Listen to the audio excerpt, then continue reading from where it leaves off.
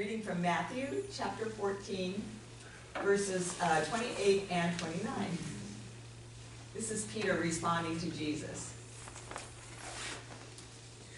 Lord, if this is truly you, command me to step out of this boat and walk up to you on the water. And Jesus said, come. So Peter got out of the boat and began walking toward Jesus. This is the word of the Lord. Thanks be to God. Amen. Okay.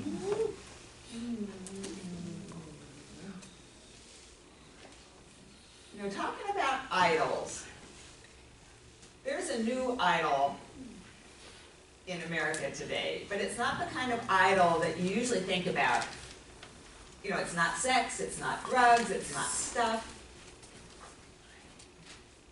But this new idol is incredibly powerful and very persuasive, and it dominates our decision making as we go into our lives and into our futures.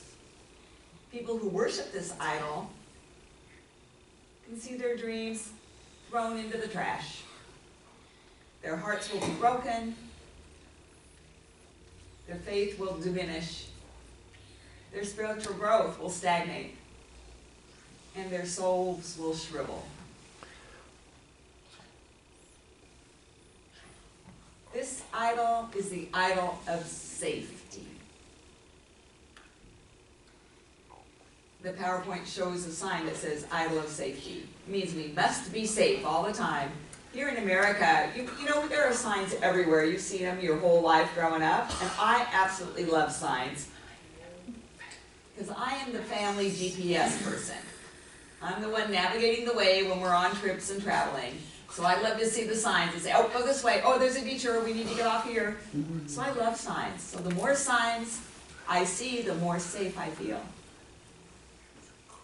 I like signs because I know they tell me where to go, and they let me know where I should not go. So I do follow signs for safety reasons. But truly, our society is all about risk prevention, about being cautious and being safe. And I do like to be cautious. I do like to be safe. I do like to be careful.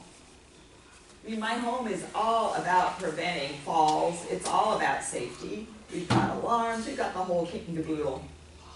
We've got kids' safety locks and all that stuff at my house. And think about what we have for safety. In the United States, we use seat belts, we have airbags, we use bike helmets. We have keypads. We have private schools. People use eat gluten-free foods. We use hand sanitizer.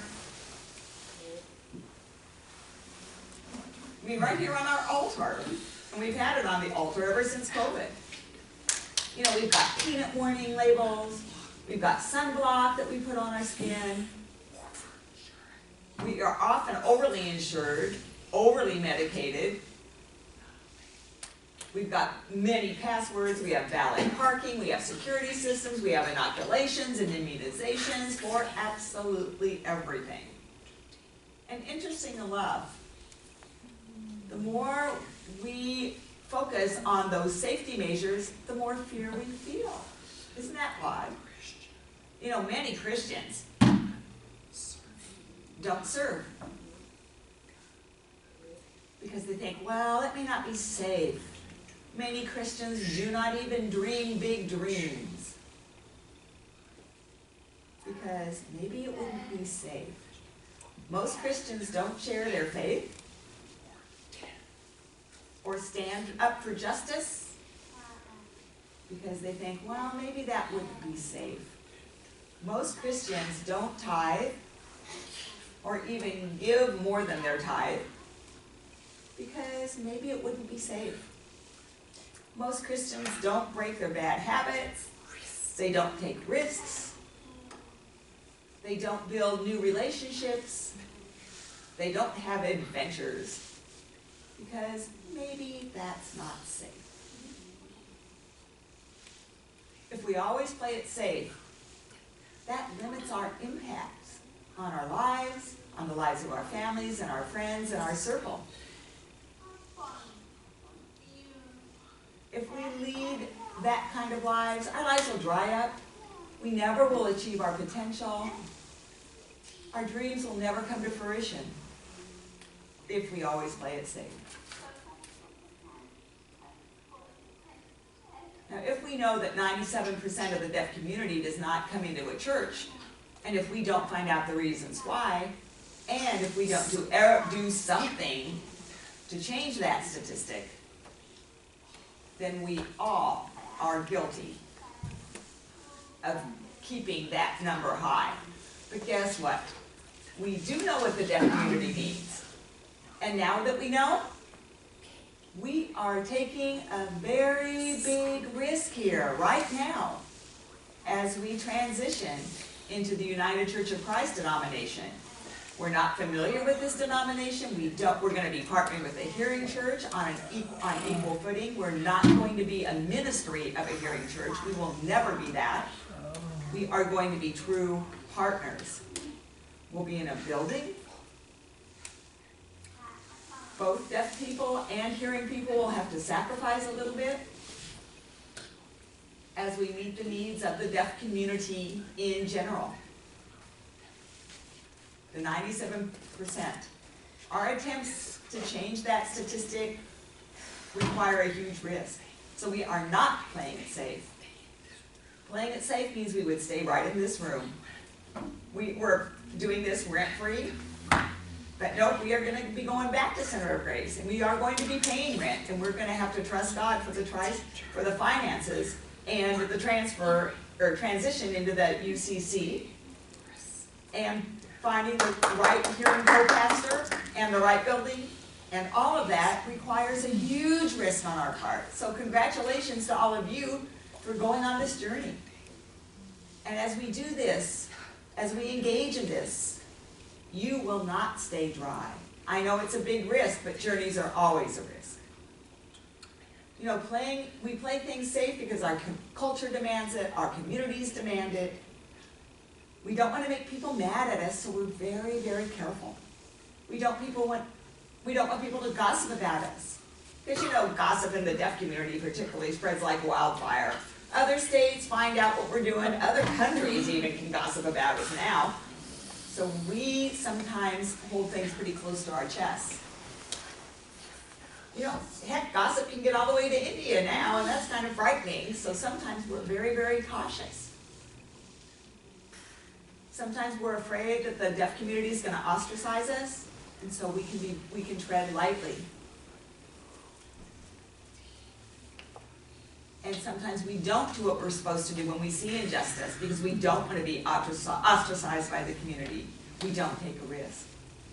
And that happens. We are afraid. As humans, we want everybody to like us all the time. We want everybody to love us all the time. We want people to think we're cool, right? We don't want people to be mad at us, so we are very, very careful. And we don't take risks. We don't call out gossip when we see it. We don't call out backstabbing when we see it. We don't call out oppression when we see it. We are so very, very careful because we want everyone to like us. Now when it's time to sow love and mercy and compassion and justice, Jesus does not want us to play it safe. Jesus does not want us to play it safe. Jesus wants us to maintain his work, all that he did while he was on work during his 3 years of ministry. Jesus said, go, share the good news. The good news that you know. And that good news is that Jesus loves everyone. The good news is that everyone is equal. The good news is that everyone deserves forgiveness, right? Jesus said, I'm leaving, and that song is a perfect match today. Jesus says, I'm leaving now, but you stay and continue my work. So if we sit back and do nothing, and not take any risks, we cannot continue Jesus' work. If Jesus' work was always risky. He challenged the Pharisees. Jesus challenged the Romans. He died on the cross because he took the risks, many, many risks, over and over again. Now, if we know for sure, with no doubt, that the deaf refugees, deaf people who are vulnerable, who have no friends or family, who may have faulty educations, then Deaf International and Deaf International Community Church works with those folks in those communities.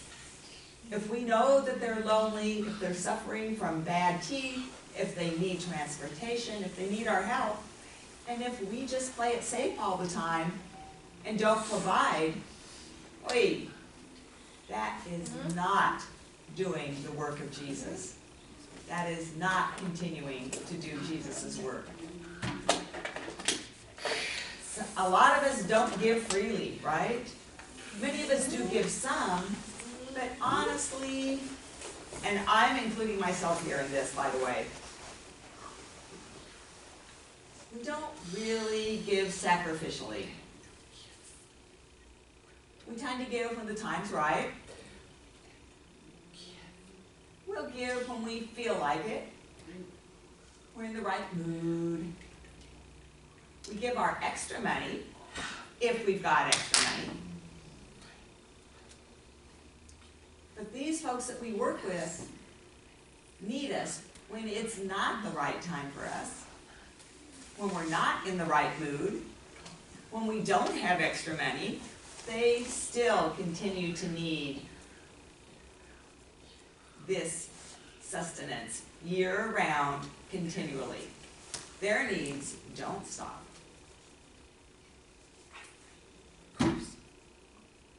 If every person, and by the way, let me segue, this is not a tithing sermon, so don't freak out and don't leave. But I'm going to mention it.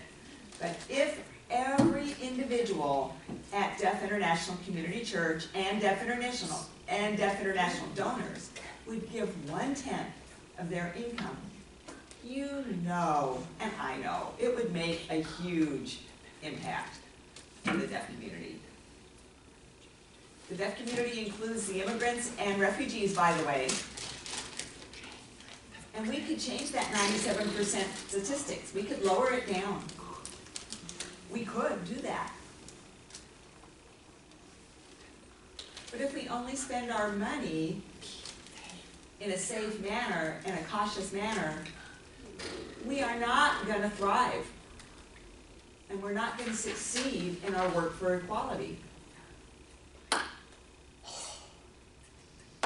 You know, in the 66 books of the Bible, not one verse says, Jesus said, come and follow me, and by the way, be safe, don't risk.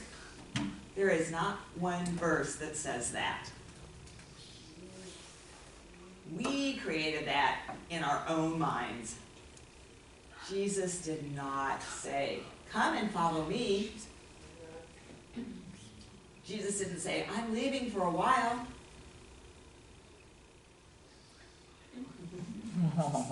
That's a Kansas sign for a while. Okay, anyway. I'm not like that sign, but Iowa sign is leaving for short. So I'm leaving for a while, and you stay and continue my work. But be very careful. Be very, very, very, very, very careful. Don't spend too much money. Don't work too hard. Don't dream too big. Don't help too much. Rest, rest, rest. Be careful. Jesus did not say that. You can't even show me one verse where this is said, right? Risk is how we grow spiritually. If you want to grow spiritually, if you want to stop feeling dry inside, you need to take a risk. One of my favorite Christian leaders is Francis Chan. He's a theologian. I've got some of their books. And he calls the Christian community to stop playing it safe.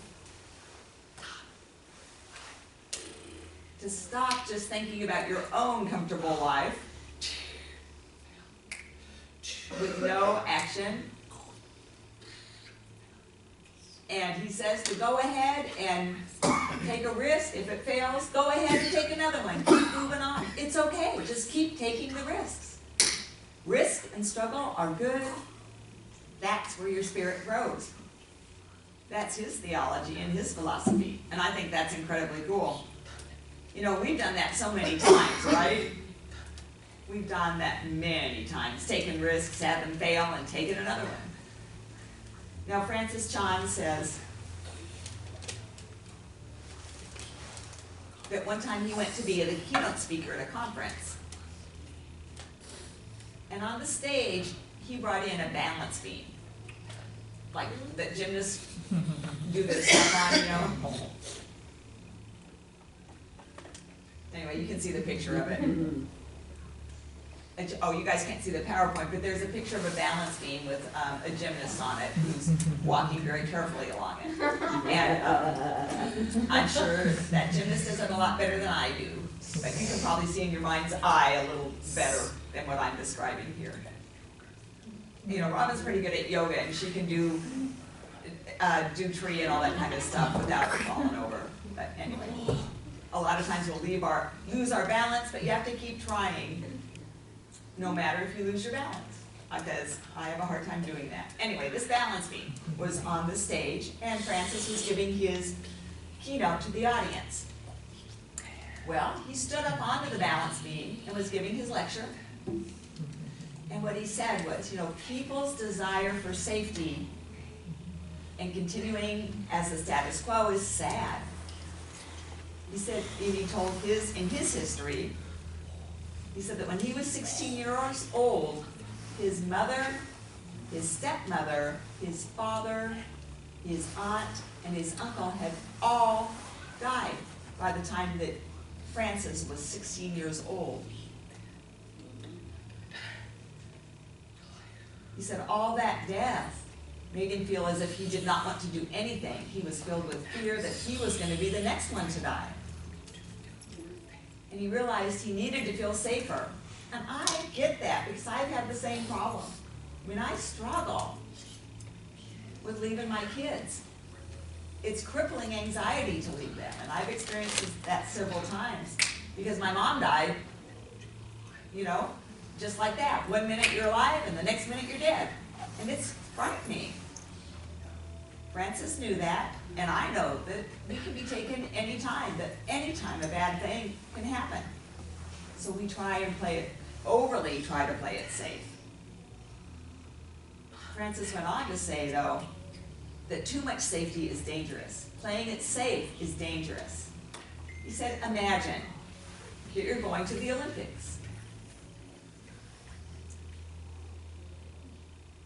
And then he got down, laid on the balance beam, wrapped his arms and legs around the balance beam and kept on talking. And he said, what if someone has a scary situation and so they become overly cautious the rest of their life? What if they're afraid that they're to jump off this balance beam because they're afraid that they're going to hurt their knee?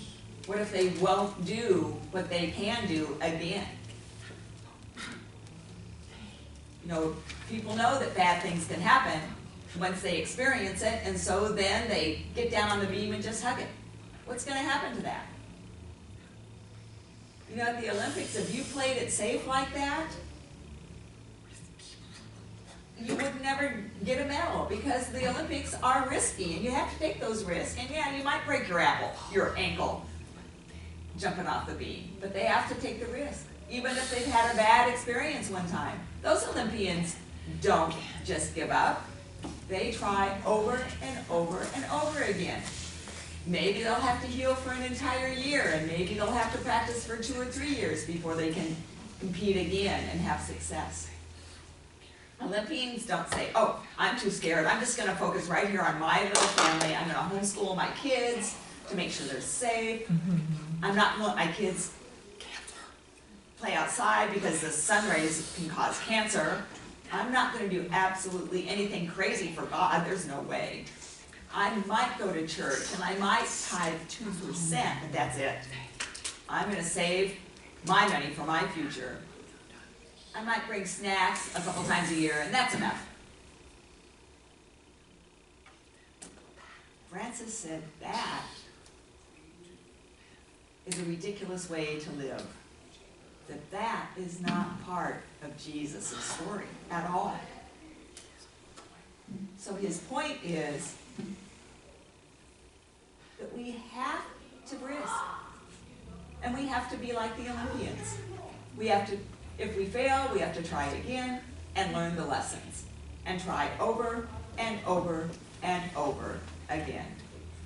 Until one day, we'll win the gold medal, right?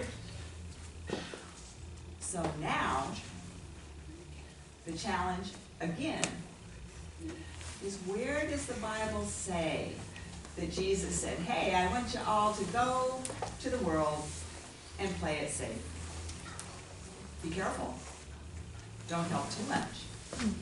Don't fight for justice too much. Limit yourself. Don't share your food.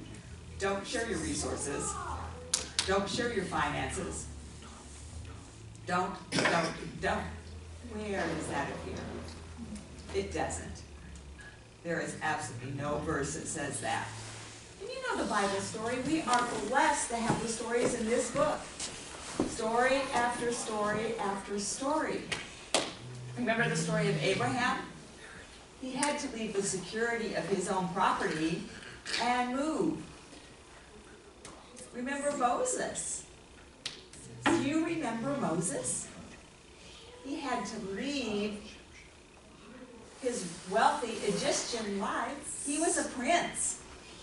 And he had to leave that and lead the Israelites out of Egypt to the promised land for 40 years of murmuring and complaining and retching. For sure he was ready to pull out his hair and strangle those folks and yank out his beard. Do you remember Esther? Oh, she took the hugest risk. She was not supposed to approach the king, but wait until the king called her. But she knew she had to save the Jewish people, so she approached the king. And if the king would not see her, she risked being beheaded. Can you imagine? That's risk. Me joining the United Church of Christ is no big risk compared to what they did. Luckily for Esther, the king did accept her audience. Remember David? He was a kid when he killed the giant Goliath. Can you imagine what that felt like? I would run and hide for sure. I'd pick up my kids, I'd say, come on kids, we're going to go into hiding. Shh, don't say a word. That's what I do. But not David. He slayed Goliath. Remember Joshua? Had to go across that river. Remember Peter getting out of the boat and walking on the water?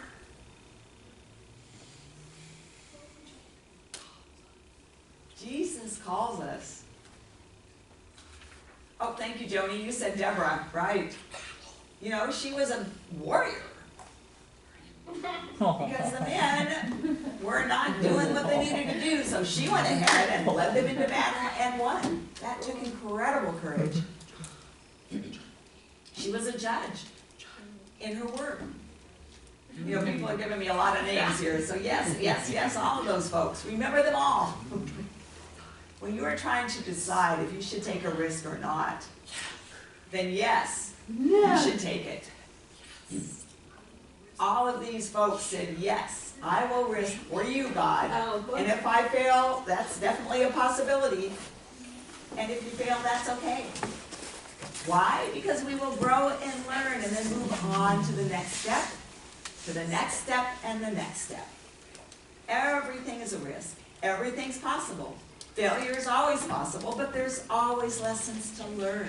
And that's life education. We learn our best lessons when we fail, okay? Now, if we take a risk for God, It means that we believe that God can do anything, and that we cannot do anything on our own. That's what taking a risk means. That's a true sign of faith. I'm not asking anyone to do anything foolish. I'm not asking to drive 100 miles an hour. There'd be no reason for that. There's no good reason. I'm not going to ask you to be foolish, like playing with a snake and praying that God will heal you if you're snake bit. I'm not going to ask you to do that. Not that it is impossible. It is possible, but anyway, I don't like that idea either. That's not a good example. Now I'm afraid you guys are going to try that. But no. Risk. Risk means that we take risks with wisdom. Risk means that we are wise as we take risks, but we do not avoid taking risks. If we play it safe all the time, we will not grow spiritually. We will prevent our faith from growing. It will prevent us from loving God completely and being immersed in God's love. That will be blocked if we don't risk. I've got a story here I want to tell you. I like this story. There was one guy whose daughter was part of a youth group at her church. And the youth group was going to Mexico to build a house. And in a few years, that youth group built 50 houses over time. Can you imagine that? So anyway, she wanted to be part of that group to go build the house, do the family thing, play with the kids down there, and do all those Mexico mission trip things that are really, really cool. Well, her dad was really worried. So he went to the youth pastor, and he said, "Can you guarantee that my daughter will be completely safe if he goes to Mexico with your youth group?" Now, the youth pastor gave a really cool answer. He said, "No, I can't guarantee that. I cannot guarantee her complete safety, but I can guarantee that it will be safer for your daughter to go to Mexico and learn how to trust God and how to share her faith and how to serve the poor and how to develop a heart of giving for other people and live within that place where she has to depend on God, than it will be for her to stay at home in the U.S., where her faith is never stretched and she never learns to risk, and she just stays safe and isolated in her home. She will be safer in Mexico because she will grow and learn how to rely on God rather than staying here in her same old routine. In Mexico, she will have challenges, but she will have to depend on God instead of herself and her parents, who will be at home. Isn't that cool? I decided not to show the movie clip because it's not captioned. Another fight we have. If anybody's interested in getting a hold of the makers of Risen and demanding that the clips be captioned, go ahead. Because I'm trying to support that movie and I want to use it in my sermon. So any one of y'all want to take that on, please do. Anyway, there was a Roman soldier who was a tribune, and it means that he was an exalted leader right underneath the king. And his name was Clavius. And this clip that I wanted to show, that I'm not going to, showed Jesus with the disciples all asleep out on a rocky hillside. Jesus was sitting at the top of the hill. No doubt he was praying to the Father as he was looking up. And the disciples were all asleep. And the Roman soldier was unable to sleep. He was tossing and turning. He looked up and he saw Jesus. So he was very scared, but he went up and sat down by Jesus. Jesus looked at him. And the Roman soldier said, "I don't know what to say. I don't know how to understand this, because he had already seen Jesus crucified. He'd seen the sword pierce his side. So Jesus kind of chuckled and said, hey, you see and you still have a hard time believing. Can you imagine the people in the future who never see? They will struggle even more with doubts than you. That's why it's so important that we learn Scripture and we share. We share the evidence that we have, and that we live our lives in belief and take those risks. This is Jesus' work that I'm doing for you. Jesus has left, and Jesus will come back again a little later.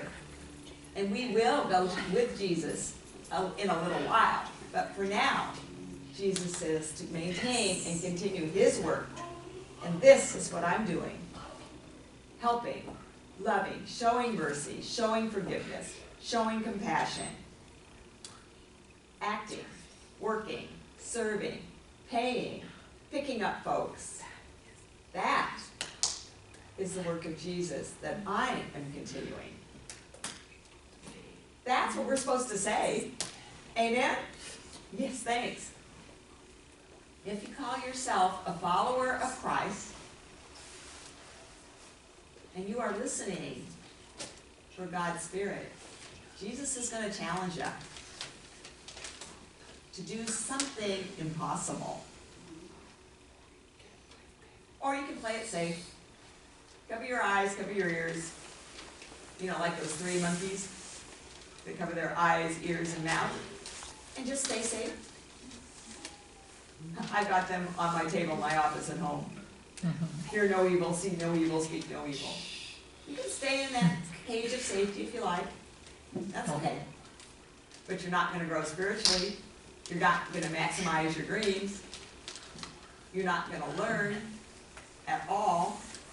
You will be dry. You'll have a very dry Christian life. But if you unplug your ears, take the blinders off your eyes, and unleash your mouth, and are ready to take those risks, you know, we're going to be doing something very sweet. It's a big risk when we partnership with those hearing folks. And it's scary. It's scary for me. And I'm sure if you're scared, I'm feeling exactly the same way. I have said to my family that I would never, ever go back and work with hearing people again. That I would quit my ministry first. Huh? Now Jesus has called me to get out of my comfort zone, and I'm like, what? But I'm also excited. I don't feel like quitting my job. Because God is going to put opportunities for excitement in front of you if you just listen and say, yes, I will take this risk. Jesus says, I want you to go on a mission trip. And we say, oh, I don't have the time, I don't have the money, I hate travel. Jesus says, I want you to start tithing to the church. Give something and give more if you're able. And we say, no, I can't afford that. I have to build up my savings for a rainy day. Jesus says, I want you to help the poor, the disabled, the lonely. And we say, oh, I wish I could. And I think about it, but I'm really busy with my family and my job, so I can't right now. Maybe later. Jesus says, I want you to forgive those who hurt you. And we say, oh, never. Jesus says, I want you to serve in the church. And we say, I don't have any skills. I hear that all the time.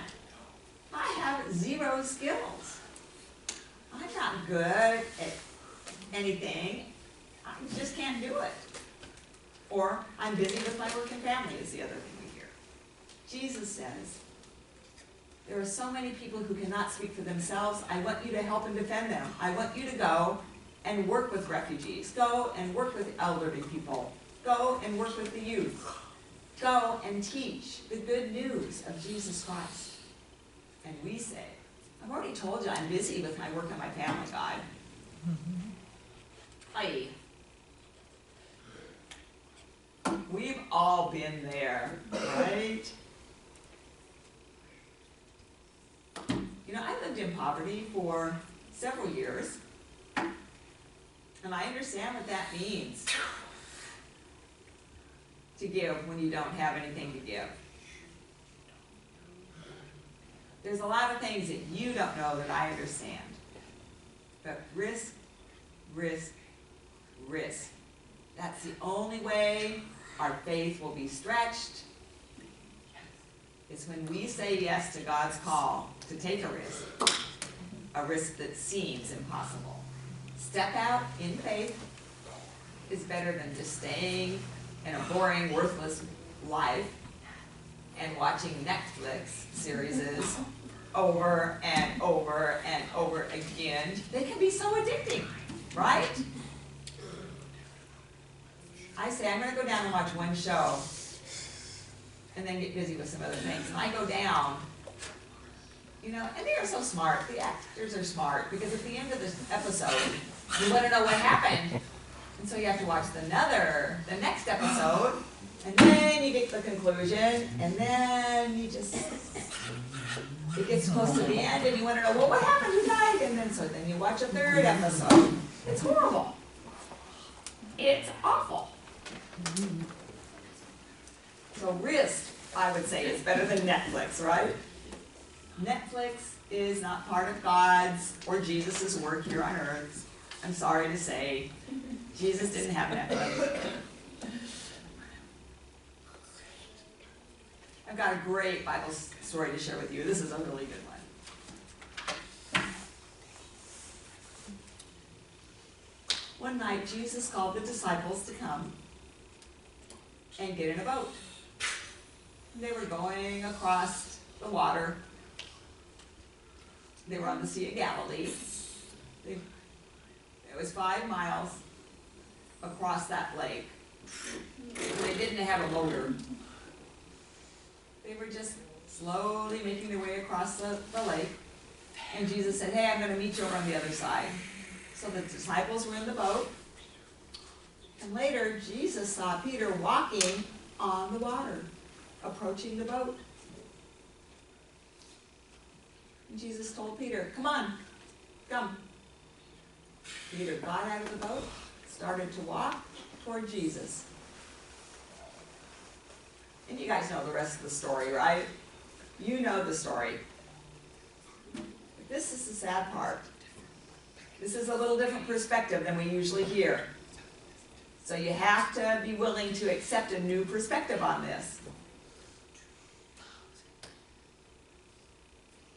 For 2,000 years, Christians have read this story and chastised Peter and said, well, shame on Peter. He didn't believe. He saw that he was on water, and then he lost his faith and started to sink. That Peter, shame on him.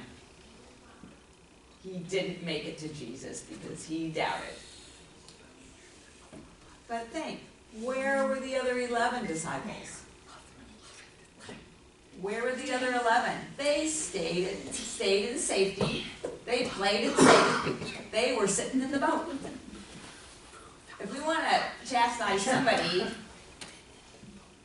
chastise them.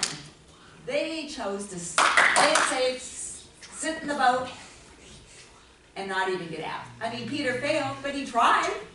And that's what Jesus says to do, is to try.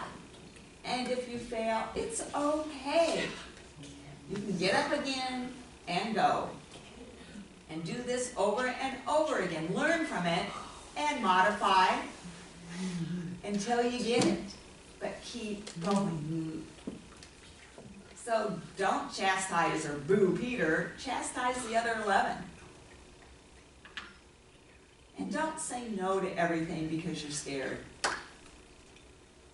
You know, I think we need to start to pray as a church body for dangerous and risky things. Let's start. Let's start our best and better tithing and serving. Let's say yes to those.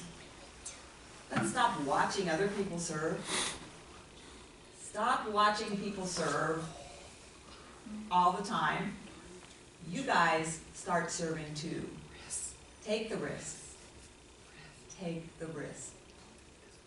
And I want to close with this verse, and this is an awesome verse. We ignore this verse too much. This is John 14:12.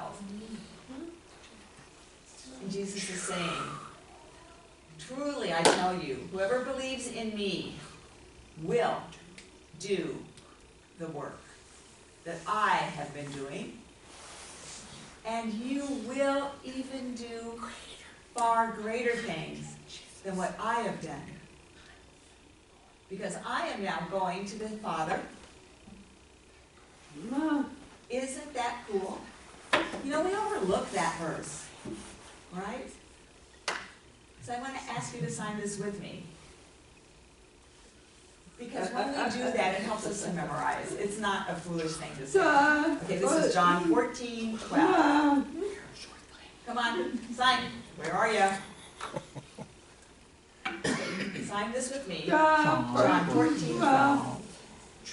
Truly, I tell you, whoever believes in me will continue to do the work that I have done here on earth, and you will even do greater things than what I have done, because I am now going to the Father. Amen. Amen. Amen. Amen. May God's blessings be with you. May the peace of God be with all of you.